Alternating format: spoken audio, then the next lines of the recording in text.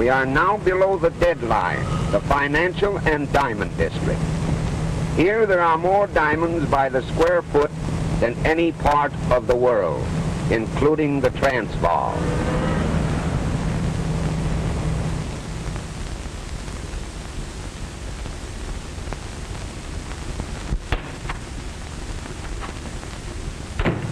Good afternoon, Captain. How are you, Peter? Oh, hello, Captain Simon. Hello, Molly. Mr. Abrams is expecting me.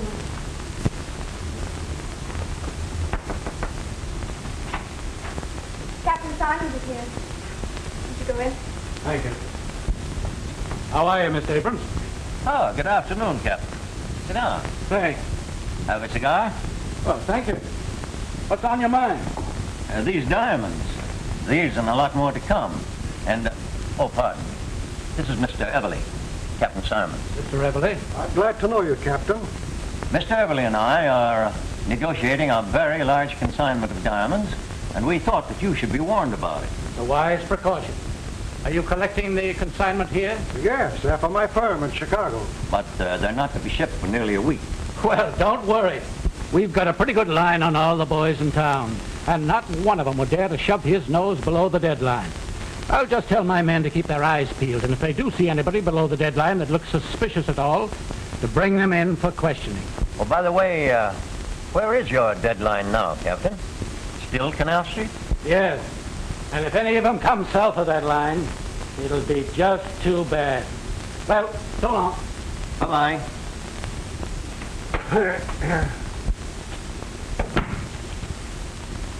Well, I know where to get a nice solitaire for you, Molly, as soon as you give Terry Mulvaney the gate. You'll be too old by that time, Captain Simon. Oh, you're never too old.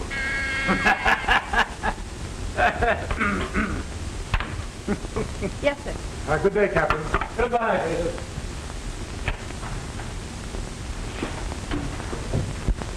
Oh, Miss Fitzgerald, would you mind working an hour or two later tonight? Certainly not, Mr. Abrams. Then as soon as you're through, bring in your notebook.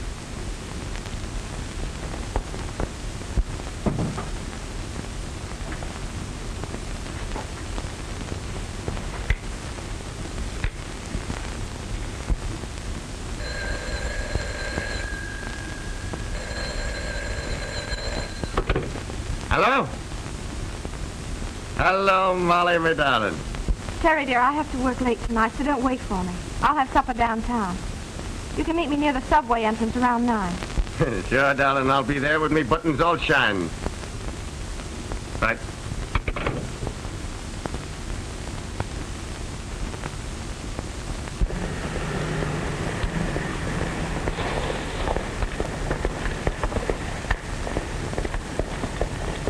Good evening, sister. How about a lift? Terry!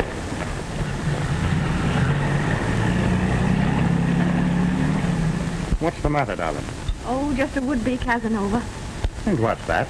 Oh, a fellow that thinks that offering a girl a lift is a driver's license. Is that so? I'll take care of him. Oh, don't you worry about a little thing like that. You think I'd exchange your homely face for anything in the world? No, wait a minute. What was that crack? It goes for me, too, darling.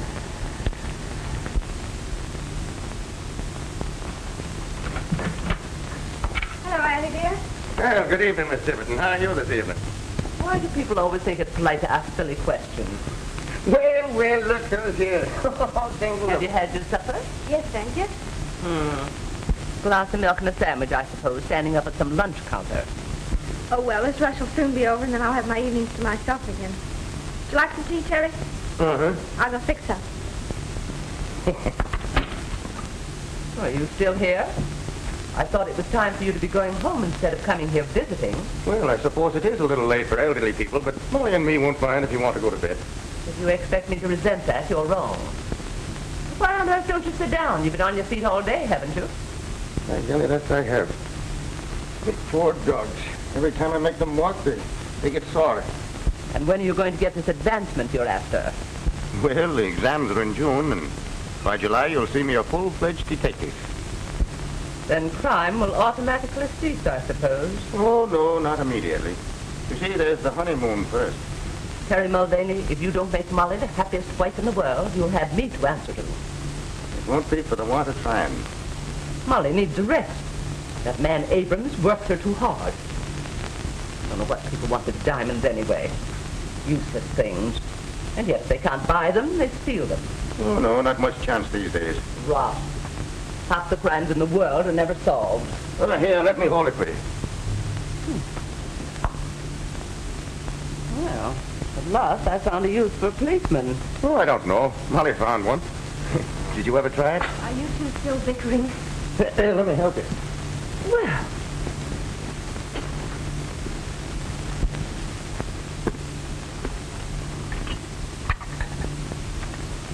What are you sewing on now, darling, if I'm permitted to ask? Pillow slip, Mr. Mulvaney, for that red head of yours. you'd think you two were married already. When I was a girl, no young lady would have said such a thing. Did you faint too, or was it swoon? I think you'd better confine yourself to questions of more importance. You got your book, Terry? Oh, yes, sure.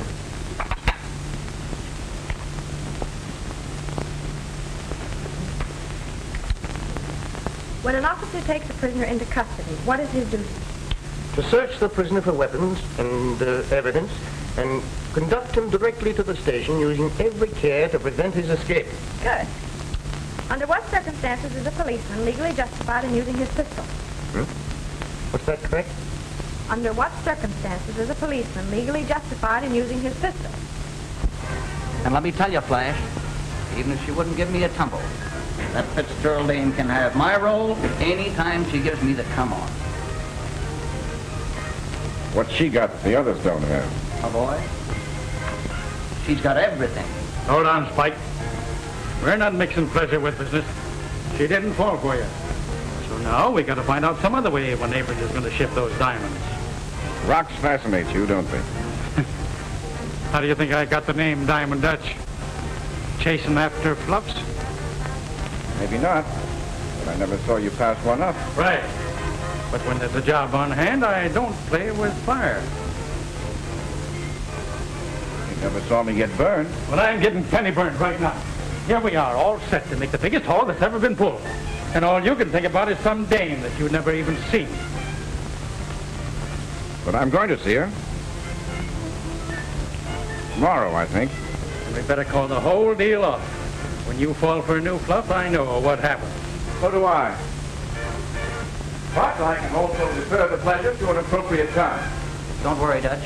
I've seen him play fish for months before she took the hook.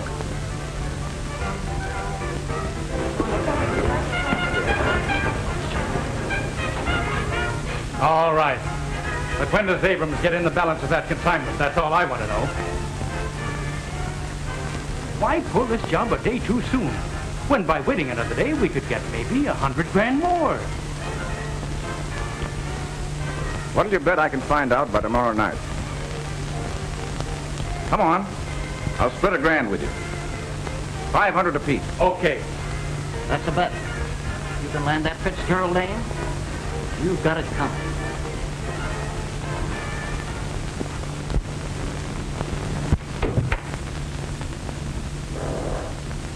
Mr. Ackroyd? Right, young lady. And you are Miss, Just Mr. Abrams' secretary. Can you wait a moment, please? With pleasure. I come to look for a diamond, and behold, I find the pearl. Careful. So many synthetic pearls on the market these days. But then I'm an excellent judge. Professional, I would think. On the contrary. Amateur in its literal sense. Mr. Abrams, Mr. Ackroyd to see you. Will you go in, please?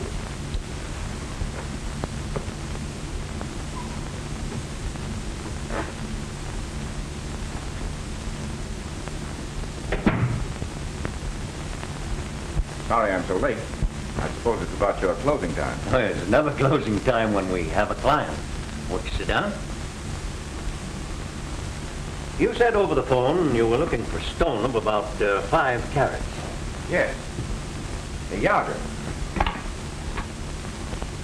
Send in the stones I selected for Mr. Ackroyd. Oh, that looks like a very fine stone you have in your ring. May I see it? Yes. I picked that up in Hatton Garden.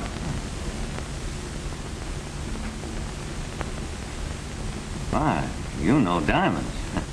It's perfect. Can you match it? Well, you can judge for yourself.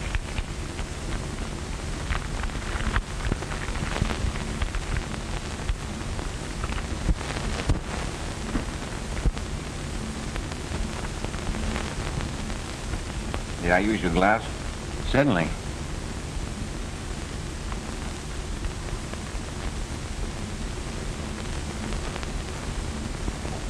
Aren't you going home, Molly?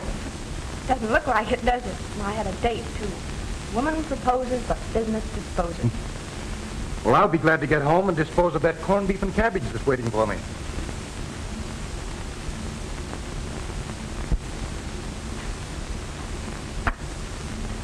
Well, these are the best, but neither is as good as mine.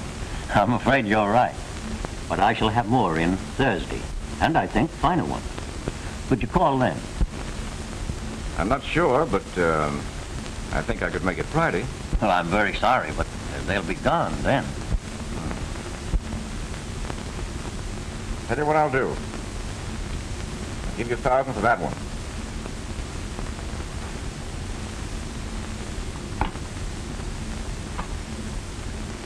Miss Fitzgerald, make out a receipt for Mr. Ackroyd for $1,000.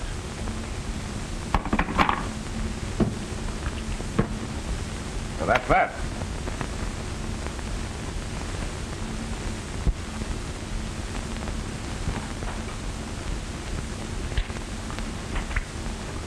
Here's your receipt, Mr. Ackroyd. Thank you. I'm sorry to have been the cause of keeping you so late, but perhaps I can drive you home. Well, I am rather late. Then why don't you let Mr. Ackroyd take you home? All right. Good night. Good night. Good night.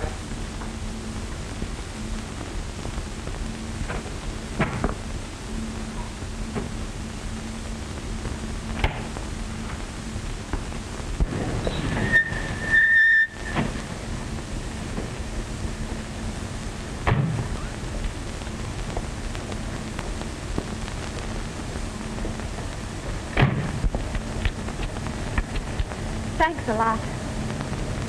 You see, I'm not so bad. Wouldn't you take me on approval for a while? Someone else? There's the proof. Hello, Terry. This is Mr. Ackroyd, Officer Mulvaney. Glad to know you indeed. And so you're the reason she was so anxious to get home. Meaning what? Well, you see, Mr. Abrams and I kept her a little late, and I offered to make amends. Oh, so you're a friend of Mr. Abrams. Well, that's different. Well, I'm afraid I don't follow. Terry thought you were another smart aleck, like the one that tried to pick me up the other night.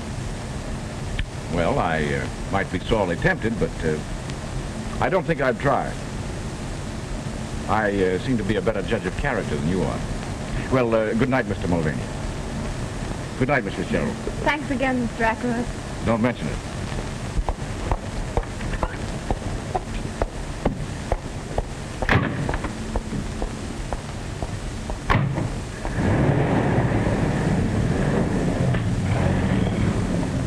What's the matter? You don't seem to like the gentleman. I do not. Oh, Terry, you need never be jealous of me. As a matter of fact, I only accepted his offer so that I wouldn't keep you waiting. Well, who is he? All I know is that he just bought a diamond for $1,000. I thought he was another one of those mashers, like the one last night. I'm not that foolish. You're in love with me, ain't you? Uh-huh. Yes, Spike? You're right. She had to be seen to be appreciated. Yeah, I thought she'd appeal to your sense of proportion. Yeah? Now I have another object in life. And now Stenog interferes with 100 grand, huh? You'd better dig for 500, Dutch. You too, Spike. Did you find out? I not only got a good look at the office, but I found out that the consignment will be complete on Thursday night. To top it off, I drove the young lady home. That wins the bet, I think, Dutch. You're a wonder, Flash. Yeah? Well, it cost me $1,000 to do it. I bought that one. Only worth 800. Oh, I'll get most of it back. Take a look at the girl's writing, Spike. Could you imitate it? So she couldn't tell the difference herself. What's on your mind? She seems to prefer an Irish harness bull to me. And what, he says? Oh, so you're a friend of Mr. Abrams. Well, that's different. Begor, I'd like to push the ugly mug of him down his own throat. All right, forget it. We got to think about this job ahead of us. That's just what I'm doing, Dutch. When you're pulling a big job, it's always safer to have some goat to take the rap. Sure. It satisfies the public and gives the cops a chance to save their faces. Right. And this is where I kill two birds with one stone. Officer Mulvaney will be the goat, and Miss Fitzgerald will be... In circulation again. But how are you going to do all this? Easy. Just practice on her handwriting, Spike, and we'll send Terry a billy-do on Thursday.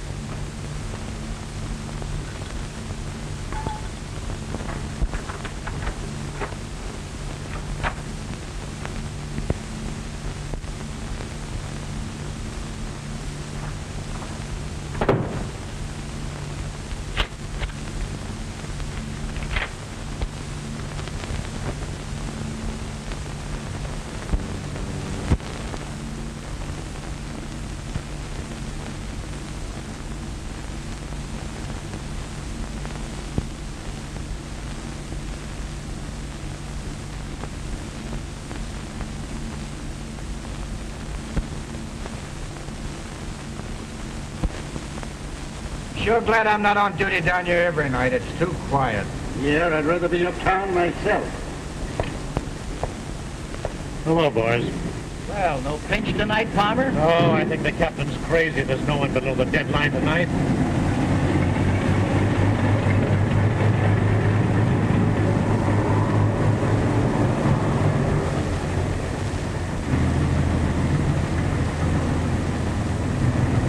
$5,000 worth that have to be towed in. Yeah, the best of them cracked up.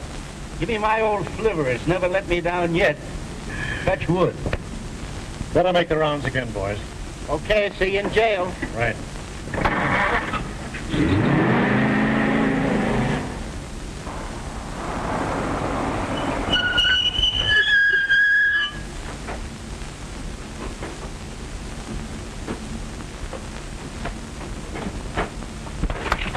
Okay, Flash.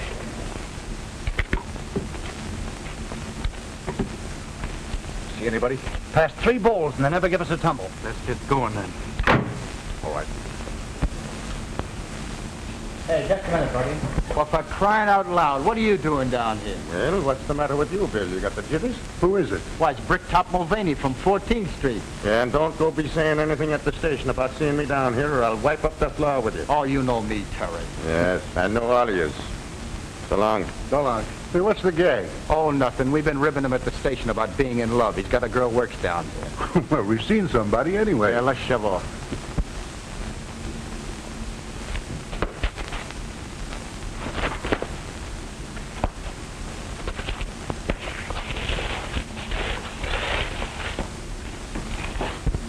Number 47, Fishfield necklace. Check, number 3. Miss Fitzgerald, call the express company now. Number 54, tray of 15 brooches. Check, number 4. The line seems to be dead. What? Stick 'em up, all of you.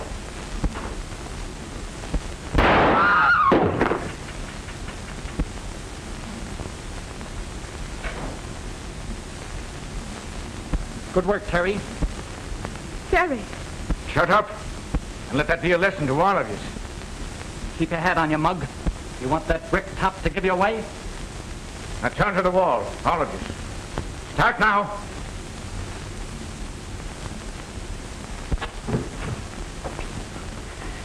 Move over.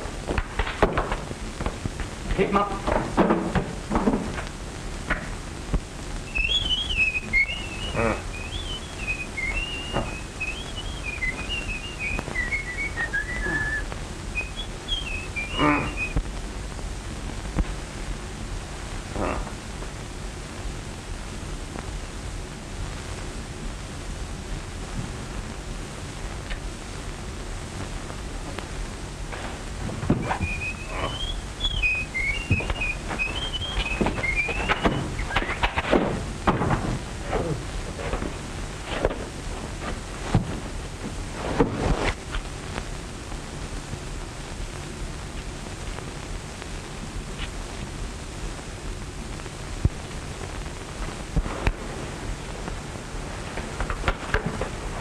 just the guys I'm looking for. Put him up. Put him up.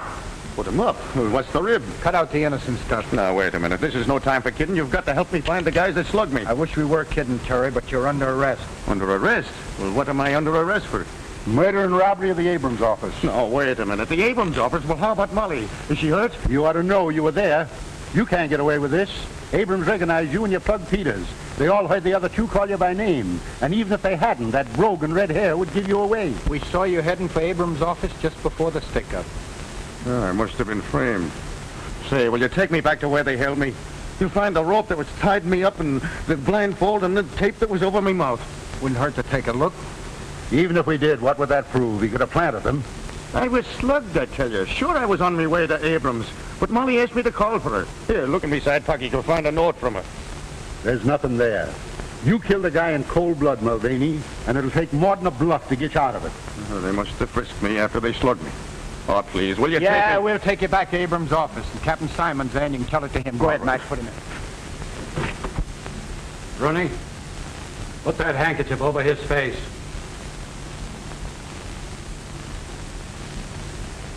Now, we've got you, Mulvaney. You might just as well confess. But it couldn't be Terry. Well, naturally, you wouldn't admit it. But I don't think it'll be very difficult to prove that you were his accomplice. Now, you leave her out of this. Mr. Abrams, is that the man who led the hold-up men? It is. Without a doubt, it is. I've seen Mulvaney many times. I couldn't be mistaken. Mr. Abrams, are you sure that he is the man that shot Peters? Yes, I'm sure he is. I was slugged, I tell you. All right, Bill. Take him away and lock him up. Oh, Terry. Terry. It isn't true, darling.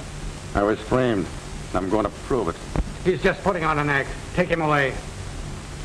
I have a few more questions that I want to ask you. Don't let them bully you, Molly, and don't you worry about me.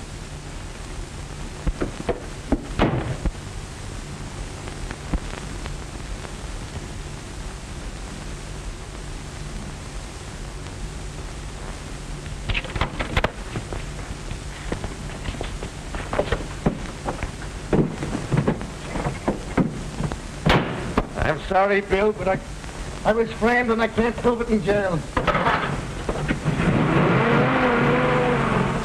Yeah, 26532. I'll send it right out. Okay. Calling all cars. Attention, all cars. Mulvaney has escaped in a police car. License number 26532. He drove north on Avenue A. Block all roads and bridges leading from the city. He's handcuffed but armed. Bring him in, boys. That's all.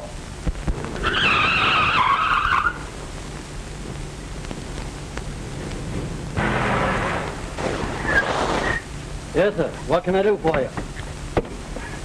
There's nothing to be scared of, buddy. You do what I tell you. I want you to cut these handcuffs off me. Yeah, but what'll they do to me for helping a prisoner escape? You're helping an innocent man, and you'll be glad of it one day. Come on, hurry up.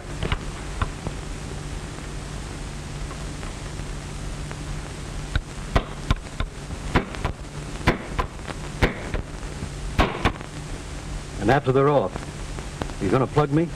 I'll make a bargain with you. I won't harm a hair on your head if you keep still about this. All right. Calling all cars. Attention, all cars.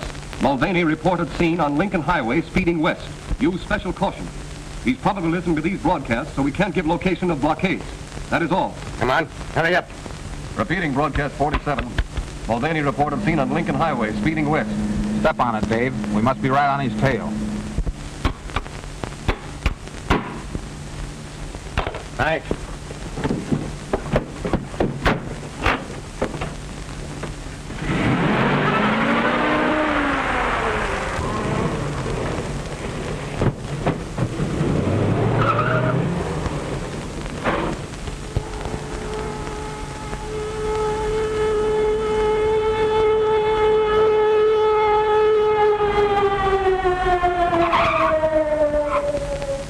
He just left. Mulvaney just left. He made me cut his handcuffs. He went in that direction.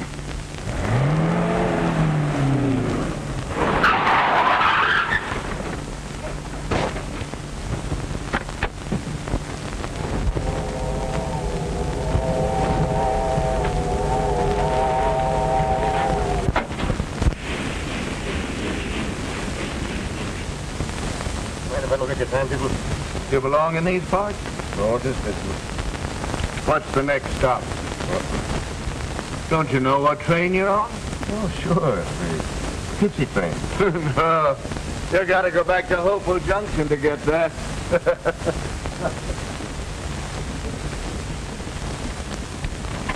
Where to, sir? Albany. 585. Change at Pine Plains and Chatham.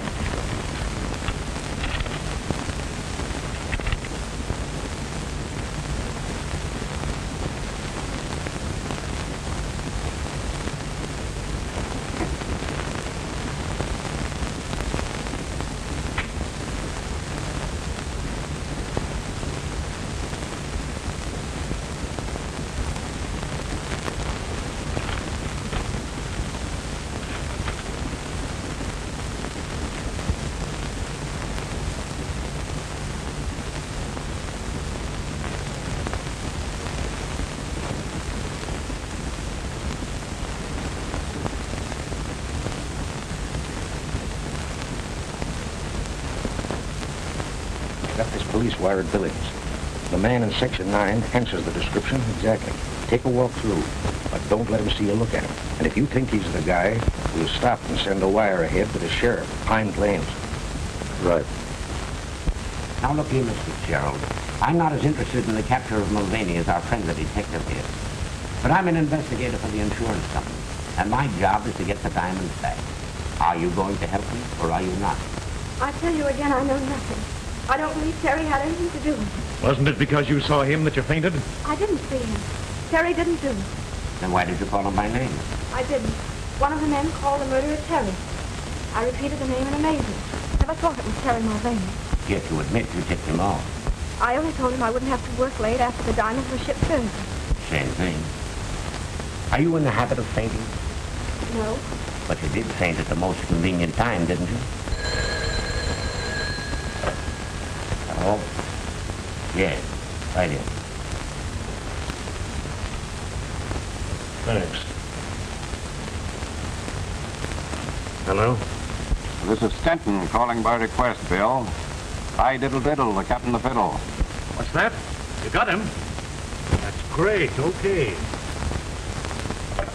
You don't know anything, huh? Then let me tell you something. Mulvaney's been caught and he's confessed and he said that you were in on it. I don't believe it. Your game's up, girlie. You'd better cut out the bluffing. You're doing the bluffing. If Terry had been caught, don't you think you would have been overjoyed? Instead, you sat there watching my reaction. You'd better learn to act. Sorry I can't say the same thing to you.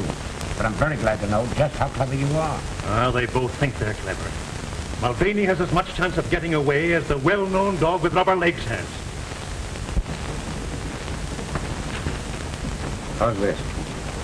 Feel certain passenger on number 19 is Mulvaney, wanted for murder. Meet train at Pine Plains. I hope there's a reward out for him. Maybe there is. You stop at Clinton and shoot this ahead.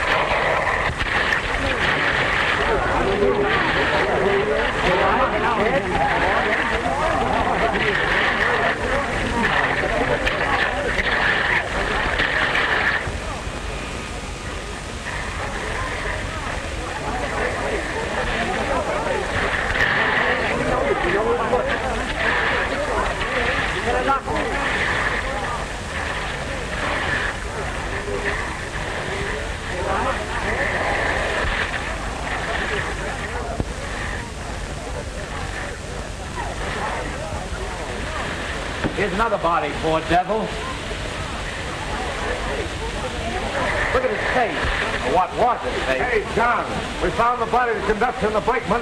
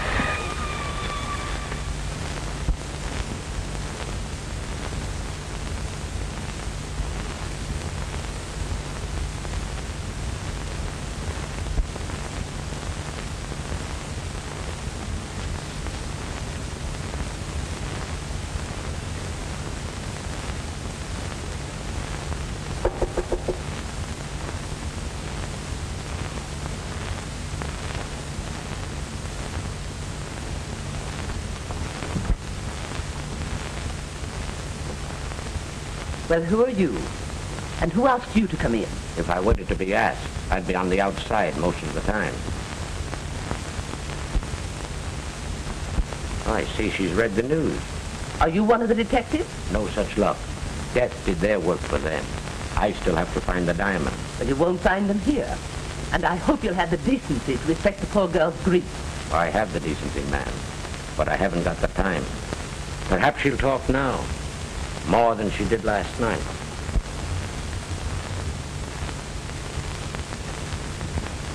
Are you ready to talk now? What do you want? You know what I want. The diamond. Can't you leave me alone? Can't you understand anything? Terry didn't do it. And now he can never prove it. He proved that he did do it, you mean? Do you think that getaway of his was an act of innocence? Not on your life. He was innocent, I tell you.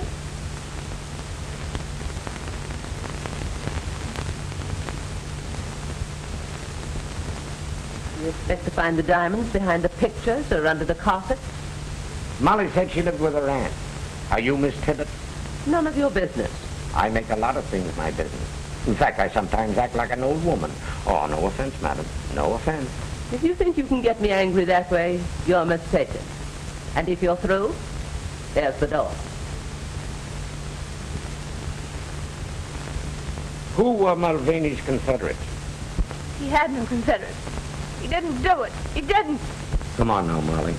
Terry's dead. See those guys that let him down and get all the gravy, do you? I don't know what you mean. You know what I mean. Those fellas that framed him. That's why they called him by his name. You don't want to see them spit Jack while Terry ain't cold. Stop it. Don't you think I've suffered enough? Yes, he's dead. You who killed him. You with your false accusation. You drove him to it. Somewhere the real criminal is laughing at your stupidity. I'd laugh too. I'd like to laugh, but Terry, the joke's on him too.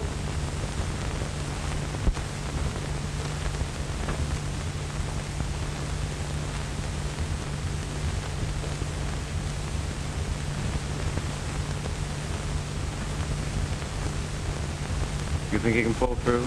Oh, he'll be all right. I'll probably have to do a little plastic surgery on his face. Then you'll be in your element. Well, it's always interesting to try to improve upon nature. Wonder who the beggar is. There's no identification on him. Well, we'll find out soon.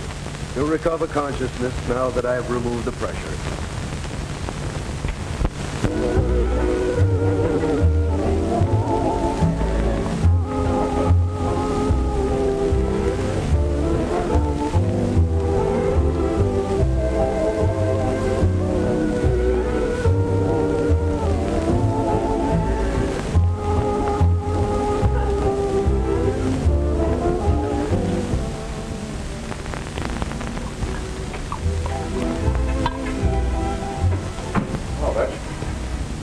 I see.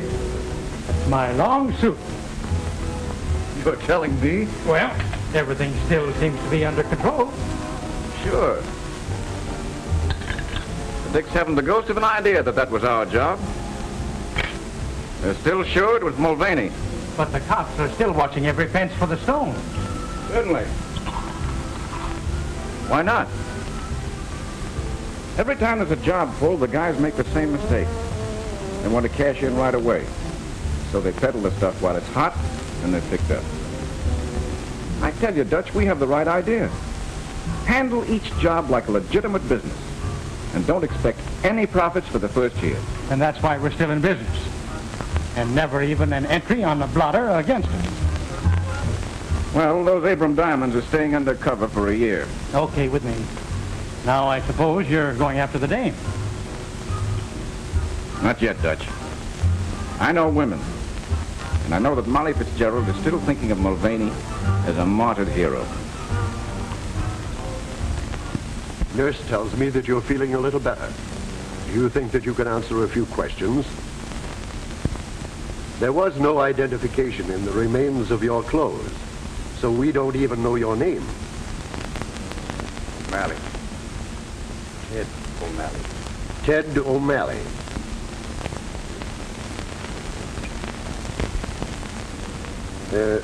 Have you any relatives or friends that we can notify? By the way, what kind of a nose did you have?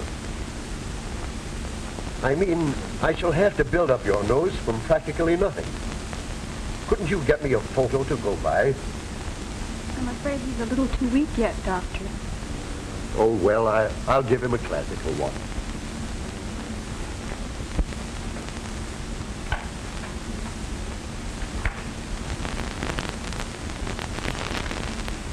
Miss Jennings, if I thought I had any brains, I'd blow them out.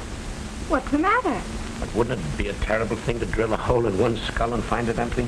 Am I to gather that you're still thinking of that Mulvaney case? I start up in the middle of the night thinking about it. I'm afraid your vanity is wounded. Wounded? It's mutilated. So much time has passed and not a single clue. And a fortune in diamonds disappears. Strange case, all right. I'm going to see that Fitzgerald girl again. I think she must be bluffing.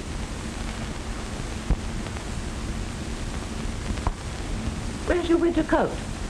Oh, I sold it. I won't need it. Well, this is your business, Molly. But I'd like to see anybody try to force me to leave town. You don't seem to understand, Annie. I'm branded as a thief. Nobody will give me a job here. Don't forget you'll always have a home here. Remember that. Oh, that must be the man for my trunk. I'm going to fix you a lunch to eat on the train. Why, Mr. Osborne. May I come in? Why, certainly. I'm just leaving town. You mean for good? Yes. Oh, I didn't know it was as bad as that. I haven't seen Mr. Abrams again until today, and of course I learned that you were no longer there. I suppose you also learned that I was a thief. Do you remember that I prided myself on being a good judge of character? Yes, but I don't quite... May I sit down? Of course. I heard about the robbery at the time, but I had no idea that you were supposed to be implicated. I wasn't. You don't have to tell me. That's what I meant when I said I was a judge of character. Thank you. I also gather from Abrams that no one will employ you. What do you expect? Of course they won't. I will. What do you mean? I'm interested in the Alhambra, the restaurant and night spot on 50th. There is a vacancy for a day cashier. You mean you're offering me a job like that? I am. I have the courage of my convictions. How can I ever thank you? By reporting for work at 10 in the morning.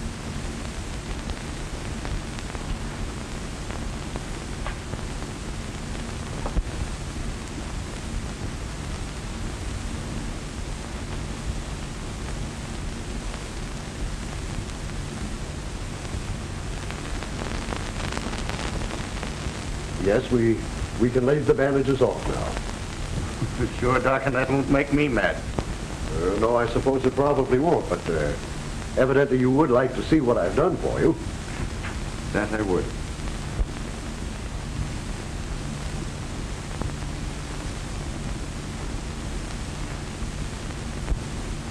Well, O'Malley, how have I done? Hey! Don't break all my fingers. Well, Doc, that's exactly how I feel. And I doubt very much whether I'll ever be able to again. But evidently you approve. Tell me, is it as good as the original? Well, Doc, I think it's a bit improvement. And if it wasn't for me head, I wouldn't even know myself. Well, you know, you really could dye that and have a little joke with your friends. Huh? Oh, yes. It would be a joke, wouldn't it? Well, I'm really glad that you're pleased. And the railroad company will be, too. You'll probably let them down easier. What do you mean? Why, the insurance adjuster has been here several different times. They offer to settle with you for $2,000 in cash and all your hospital bills. $2,000? Yes, and you won't have to go to court and give half of it away to some attorney. $2,000? Well, that would come in handy. Why, yes, of course it would. Incidentally, here's the check that the insurance adjuster left and also his form of a release. You can sign that if you care to. It's entirely up to you. Doc, I wonder if I could have that in cash. Why, I suppose so. Just endorse the check and I'm quite sure they'll cash it.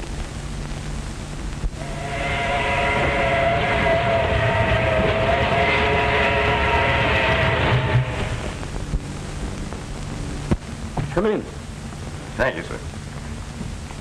Won't you sit down? You're the investigator employed by the insurance company on the Abrams robbery. Correct. Well, sir, I'd like to right her wrong. Commendable ambition, but I don't see the point. Well, Mr. Pearson, it's only a hunch, but a faith in human nature. Would you mind telling me who you are and what you are? Well, I'm just a dumb plug. I'm training over here at Archie Nolan's, and I come from Colorado. And I had a brother here on the force, and he got into a bit of trouble. We were pals from the time we were kids, and I'm sure that he'd never do anyone any harm. Mr. Pearson, that man was Terry Mulvaney. Mulvaney? Yes, Terry Mulvaney. Now I have a bit of money, and I'd like to use it to clear his name. Have you seen the police? No. The cops are only looking for convictions. He was wanted for murder. His death closed the case. Now you have no axe to grind or politics to play. That's right. I'm a private individual, responsible only to myself and the insurance company. And your object is to recover the stolen property. Right again. You may be a pug, but you're by no means dumb. Now, your brother told a queer story to the police. But if his story was true, who framed him? And what reason could they have? That I don't know, but it gave you and the cops a wrong steer, didn't it? Oh, thank you, sir. By the way, you happen to know where I can find his gal? I don't know her address, but her name is Fitzgerald. Just a minute. I'll look it up for you.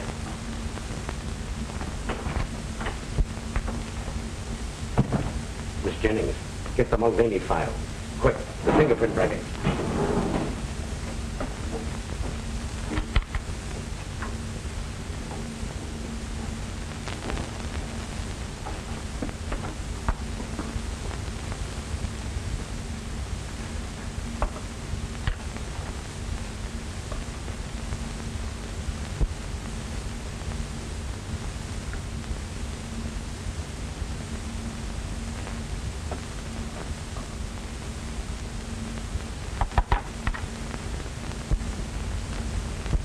Identical.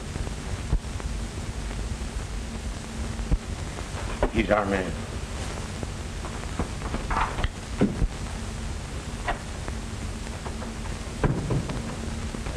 As long as you know the town, I'll show you over to Miss Fitzgerald. Oh, well, that's all right. Only be careful not to shock her. Remember, she thinks you're dead, Terry. How did you know? Because your yarn sounded phony. I watched you closely and decided that your hair might have been dyed. So I proceeded to get your fingerprints in my cigarette case, and they compared exactly with the ones found on the stolen police car. To think I wanted to be a detective. You're doing all right. We're going to work together on this case. I take it that's what you want. Why, that's more than I expected. Tell me, how did you work this substitution with the dead man? Well, I heard a couple of the wrecking crew say that his face was all gone, so when they went for the stretcher, I emptied my pockets into his. Quick thinking, my lad. Yeah, but I didn't think very long. When I come to, I was in the hospital, and the nurse was reading the newspapers to me. In other words, you woke up and found yourself dead. That's about it. Well, you've awakened to plenty of worry, and we've got to solve this case before the police get on to you. They won't ever get on to me, because I really have got a brother, Ed, in Colorado. Does Molly know that? Sure. Why? Then you got to remain Ed, even to her. Oh, I could never fool Molly. The doctor didn't change me that much. Well, you must try. You know, brothers sometimes look very much alike. Well, I want Molly to know that I ain't dead. All right. Tell her Terry escaped to your place in Colorado, and you came east to clear up the case. Well, couldn't I? No, you can't take that chance with Molly. She might give you away by word or look. And at a time like this, that'd be too much of a risk. So, come on. You're a hard man.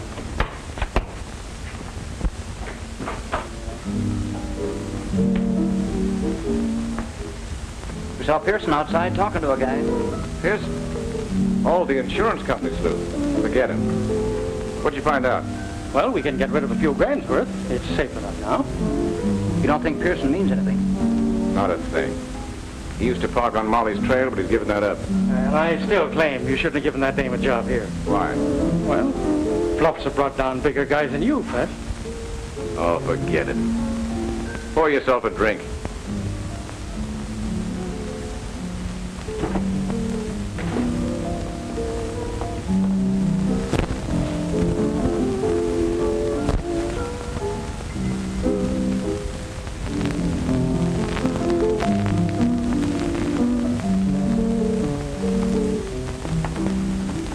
Good Evening, Molly. Why are you so happy? Now that I've got a job again, can't you leave me alone? Please don't get me fired. Oh, don't worry about that. I just wanted you to meet a friend of mine. This gentleman here has convinced me that Mulvaney was innocent.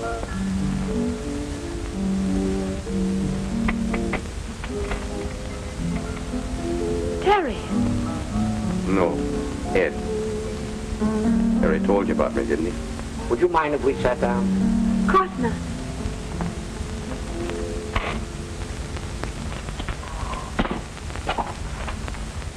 Yes, Terry did tell me about you, but you might be his twin. No, is that nice? Here, I thought I was much better looking.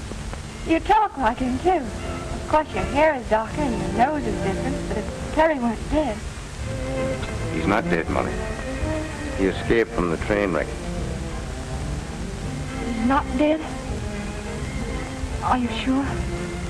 Have you seen him? Yes. He's at my place in Colorado. Is he well? As well as I am, and I never felt better in my life. Now, if you'll dance with me, I'll tell you all about him. Oh, I'm glad you're having a dance in this jam. I want to tell Auntie. Can we all go home and you can tell me on the way? Now, wait a minute. How about your supper? Oh, I'm glad you're happy to eat. Come on, Mr. Pearson. No, you two run along. I'll stay here. Hey, boss. Pearson and that ape we saw him with outside was talking to Molly. She's acting up like a 2-year-old.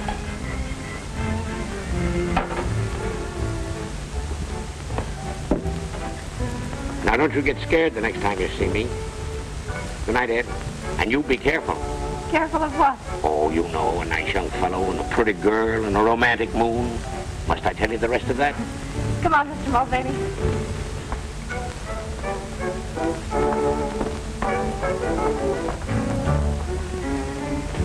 Boss, looks like you've been asleep at the switch.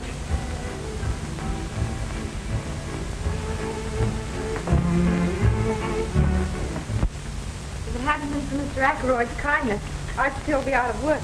Isn't that right? That's right. Now, look. If it's some money that you're needing, No, I couldn't think of it. I'm doing nicely now. Young man, your heart's in the right place, but I can't say the same for your brain. I've married. Now, wait a minute. Maybe Miss Tibbet is right. I'm always right. I objected to your brother as a policeman, but no young man in his senses would ever take up prize fighting as a profession. Look now. How about Gene Tunney? He seems to have done all right for himself. As soon as he got any sense, he quit. Just the same, I want you to know that you brought more happiness into this house than's been here for many a day. I like you. Thanks. You know, that goes for the both of us, and if I wasn't in love already, I'd be asking you to marry me. Oh, go along with you. You're just another Terry yourself. Good night, and God bless you.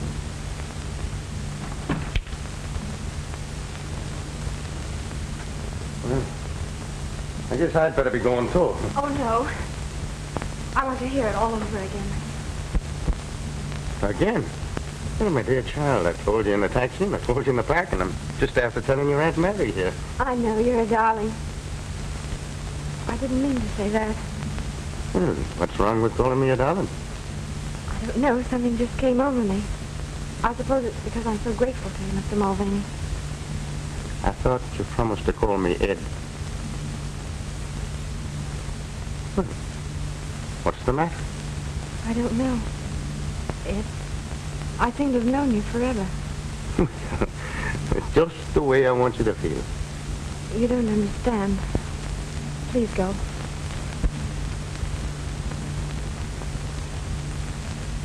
I'm sorry. Will you forgive me? For what? I was going anyway. I suppose you think I'm crazy. I feel crazy. After all these months of anxiety, you suddenly appear and sweep it all away. I want you to know how happy you've made me. And how grateful I am to you.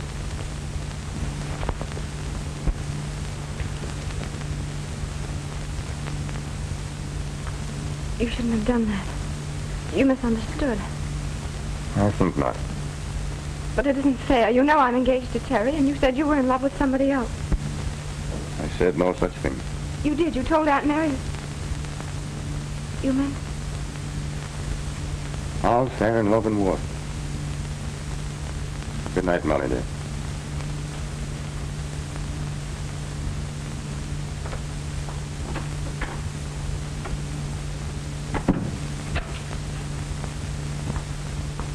gun. Oh, Aunt Mary, what'll I do? What's the matter, Molly? Oh, I know it's terrible, but the voice, the mannerism, I felt sure it... Sure of what? He was Terry. Oh, don't be crazy. They're almost dead ringers, it's true. But Terry wouldn't dare show his face around here. There.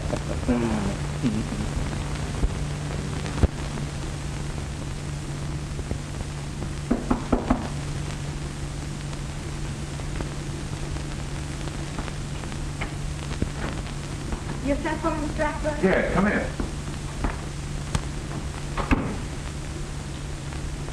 Sit down, Molly. I want to have a talk with you. Cigarette? No, thank you. You have a good time last night? Yes, I heard some splendid news. Why do you ask? Well, I happened to see you go out with, Mr. Mulvaney? Mulvaney. Yes, he's a pugilist. Oh, a fighter, eh? I never heard of him. He's Terry's brother from Colorado. He's training with Artie Nolan now. So if it isn't one Mulvaney, it's another. Why do you say that?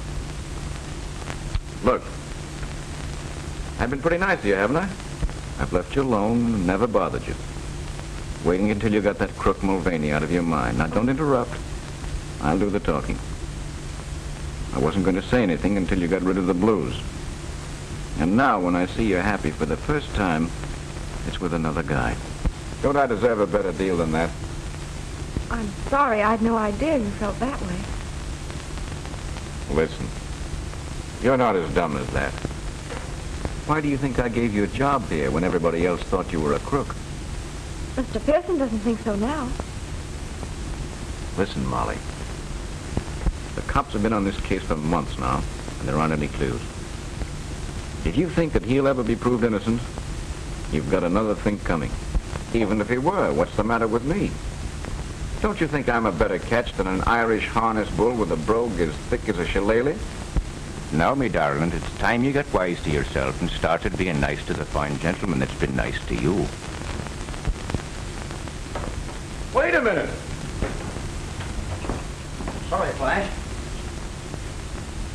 Well, I shall appeal to your reason at a more convenient time.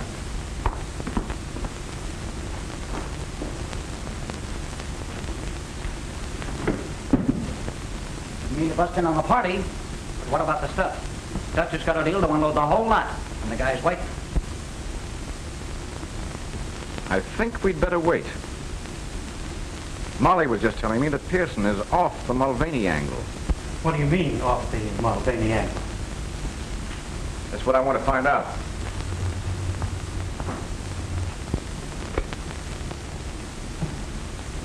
Send Al up here at once. What? What's the matter? Molly's walked out. That's the best news I've heard today. Shut up. She must believe I'm an awful sap if she thinks I can't keep her from walking out. Well, maybe it'll be more fun this way. Okay, Oscar. Keep Molly's job open. What do you mean, boss? Yes, Al. You used to hang around Artie Nolan's, didn't you? Sure, that's how I learned to use my mitts. Unfortunately, this job calls for brains. However, I'll try you out. I want you to go back there and get to know a pug from Colorado. He's a brother of Terry Mulvaney's. What's he look like? You saw him last night going out with Molly. Oh, I thought there was something familiar about that mug's face. What do I do? Spoil his looks? Oh, no, nothing so crude. Just get his confidence and when you...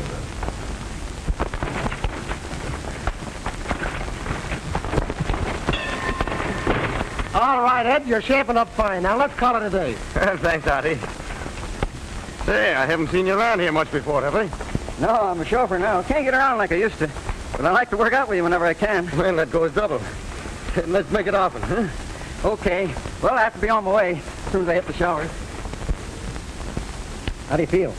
Sure, and I'm feeling fine. There's nothing like a good workout in the shower.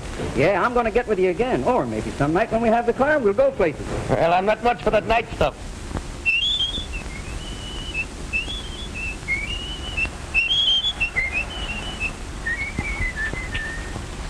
Say, Al, who is it you work for? Flash Ackroyd, the guy that owns the Alhambra. Oh, that's funny. I met a gal that works there. She used to be engaged to my brother. And boy, did I fall for her. What's her name? Molly Fitzgerald. You mean she used to work there? Well, what's the matter? Was she fired? She walked out. Didn't you know? Well, I haven't seen her today. I can't see why she should quit. I don't know. Search me. Looks all right to me, boss. Bit of a sap, maybe. Admitted he'd fallen hard for Molly. He said that, did he? Yeah. But what do you care? Just give me the word. Go get him. Bring them up here. Now you're talking. I'm telling you, I couldn't be mistaken. No two men could ever whistle exactly like that. Funny, though, that he should be working as a chauffeur. Maybe not as funny as you think.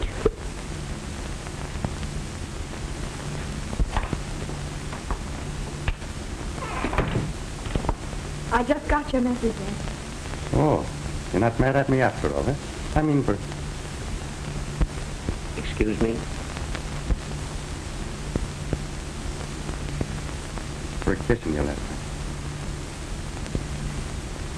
Are you going to learn to love me? That's not fair to me or to Terry. I told you before that all's fair in love and war. Repeating it doesn't make it so. Molly, sit down. I want to talk to you. You know, from the first minute I walked into that place last night and laid eyes on you, the heart within me stopped. And then it started to pound like a trip hammer. And that sounds something like love, doesn't it? Not necessarily. It could be indigestion. Once a snooper, always a snooper. That's what I'm being paid for. Why did you walk out on Ackroyd? He said that he had an ulterior motive in giving me a job. How did you come to meet him in the first place? He came to buy a diamond from Abrams. That checks. With what? Theory, young man. How long before the robbery was that? Oh, just a few days. Then if he bought a diamond, he got a receipt. Yes, I made it out myself. Better than I expected. Then that would give them a copy of your handwriting. Remember the note from you that Terry told the police about? Yes. Well, that would put Terry just where they wanted him. One of them might have had red hair, or he could have worn a red wig. And if he was able to imitate Terry's brogue... Oh! What's the matter? Ackroyd. Ackroyd gave me a perfect imitation of it. And that checks. Somehow I think we're getting places. Do you really think so? Yes, I do. And you needn't worry about a job anymore. I can get you back with Abrams anytime you want. But you'll soon have Terry back, and then you'll be getting married. Yeah, wait a minute. What's that crack? Do you think Molly would take a cop when she has a chance to get an up-and-coming pugilist like myself?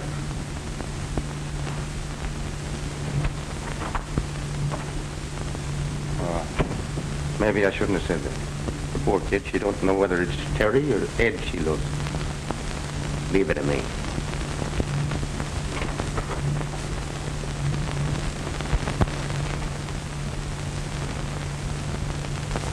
What's the matter, Miss Fitzgerald? Mr. Pearson, you really believe Terry's innocent, don't you? Why, certainly. Why do you ask? Because I don't know whether I should tell even you, but that's Terry. What are you talking about? That's Terry Mulvaney, not his brother Ed. I wondered why I was so attracted to him. I thought it was his voice, but his eyes are the same, too. Go on. It was when he cupped his hand to his ear and said, "What's that crack?" Then I knew for certain.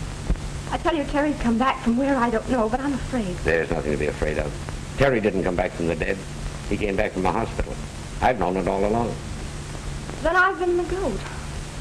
I'm going to give him a piece of my mind. Oh, just a moment. It was all my fault. I insisted. I was afraid that, try as you might, you would give him away. He had no right to make love to me. Well, who had a better right? Nevertheless, you wait. Don't you tell him.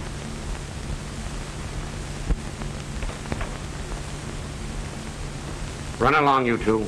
I've got to go down to police headquarters. Will you see me home, Ed? Will I? In a taxi through the park.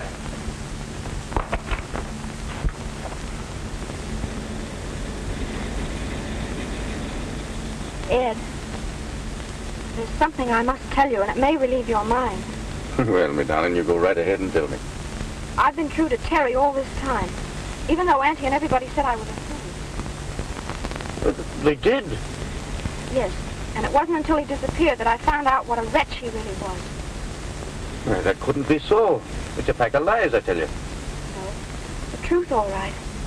Well, just show me one blackguard that would ever say a thing against me, well, against me brother. I can show you a dozen. People who bribed him. Girls he wronged. Why, it's lies, I tell you. It's lies. Well, now tell me what you're laughing at.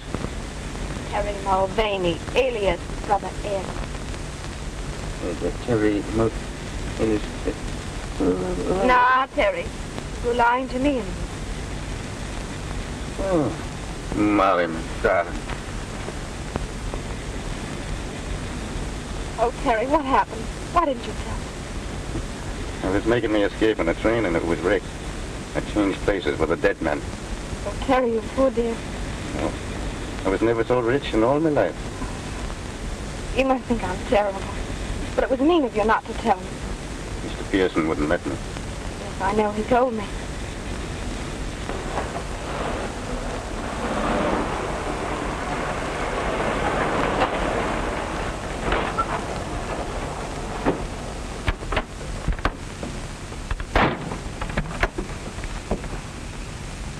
Hey, now, wait a minute. This ain't the place I told you to go.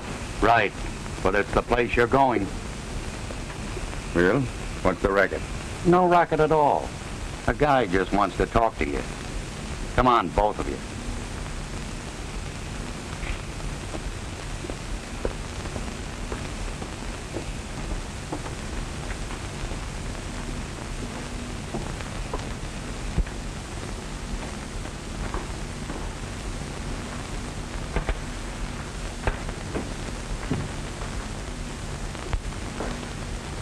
So here you are. Well, what do you want? Just this. I don't stand for anybody muscling in on my territory. Meaning Miss Fitzgerald? You guessed it, Mulvaney. You flatter yourself, don't you? My advice to you is to get out of town tonight. Because if you're here in the morning, you'll be in the morgue, see? As for you, Miss Fitzgerald, you'd better come back to work. If you don't, there'll be a shortage discovered in your accounts. And that, after being mixed up in a diamond robbery, would be just too bad. Just a minute. Throw him out. If he gets noisy, well, you know what to do. But, boss, this guy isn't Ed Mulvaney. What do you mean? I heard him in the cab saying that he had changed places with a dead man. His real name is Terry Mulvaney. That it is. What about it? You're wanted for murder. What are you doing back in town? Looking for the guy that framed me. Still sticking to that story. Who do you suspect now? Who do you think? Got the car handy, Al? Sure, boss. See them home.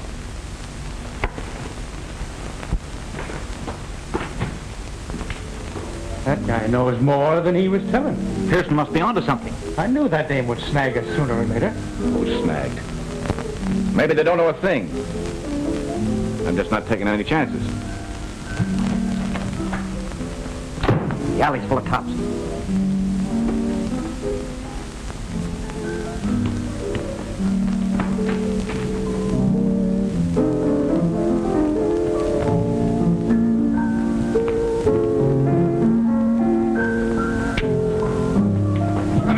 Now, wait a minute. What's the idea?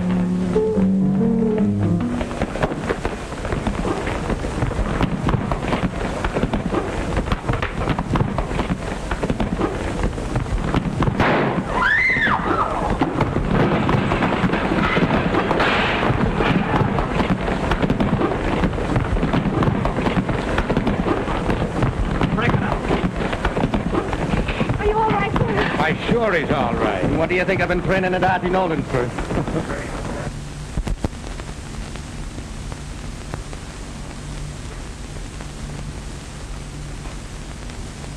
Everything checks. Give Terry all the credit for recovering those, Mr. Abrams. Terry, you always wanted to be a detective, didn't you? That I did, sir. Well, the chief says you are. Maybe you could use this. Solitaire. I think they'd much rather have a wedding ring. You can have them both on the house.